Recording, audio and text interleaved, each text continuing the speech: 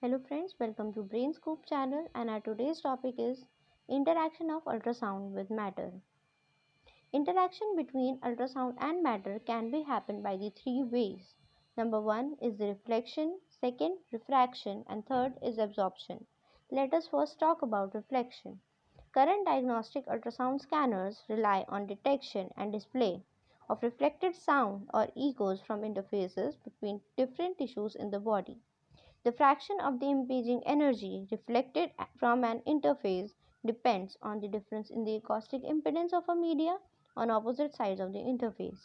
The acoustic impedance, denoted by the letter Z of a medium, is a product of the density of the medium and the velocity of the ultrasound in the medium.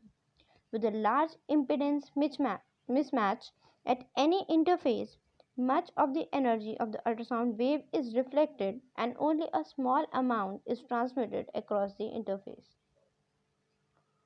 Here is an example of reflected waves.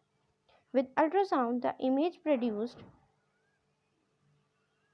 is only by the reflected portion of the beam. Transmitted sound contributes nothing to the image formation, but transmission must be strong enough to produce echoes at different levels. There are three types of reflections. The first one is the specular reflections, which occurs at large change in impedance, producing a large reflection and also reducing the continuing wave amplitude. Second one is the medium reflections, which occurs with dense tissues such as muscles. The third one is the diffuse reflections, which occurs with soft tissues such as liver.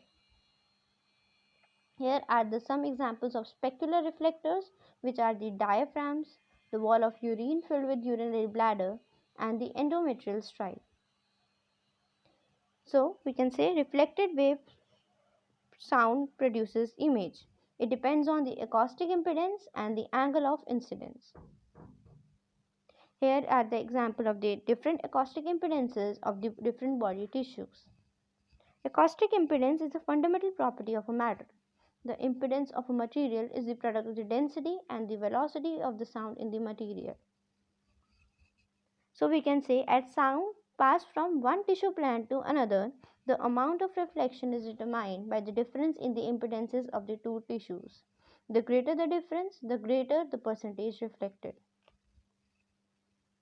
Here is the formula of the acoustic impedance, which is the product of the density and the acoustic velocity. Next one is the refraction. Refraction is the bending of waves as they pass from one medium to another. Here the angle of incidence is equal to the angle of refraction, which is governed by the Snell's law. Here is the example of refraction. When a propagating ultrasound wave encounters a specular interface at an oblique angle, it is refracted in the same way that light is refracted through a lens. The portion of the wave that is not reflected continues in the second medium with a change in direction. It is dependent on the velocities of the two medium. If the velocities are equal, there would be no refraction occurred and the beam goes straight into the second medium. For the velocities of different tissues in the human body are quite close, refractions can be ignored.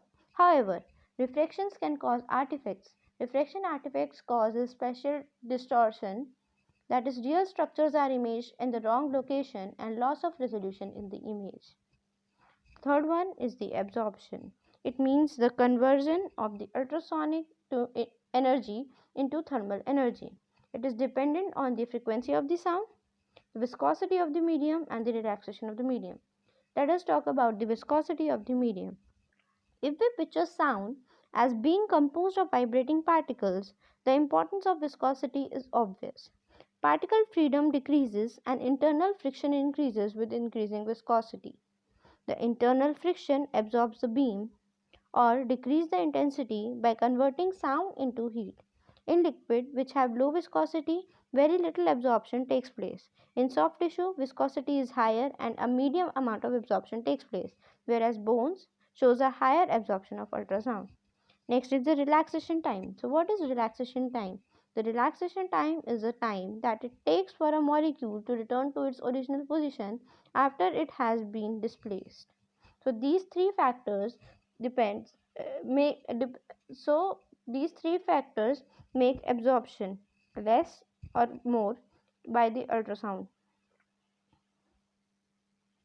So absorption causes the removal of energy from the ultrasound beam and eventual dissipation of the energy, primarily as heat.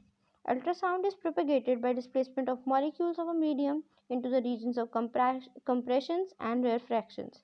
Therefore, the energy of the ultrasound beam is gradually reduced as it passes through the medium. If you like this video, please like and share, and please subscribe my channel and press the bell icon to never miss any update. Thank you.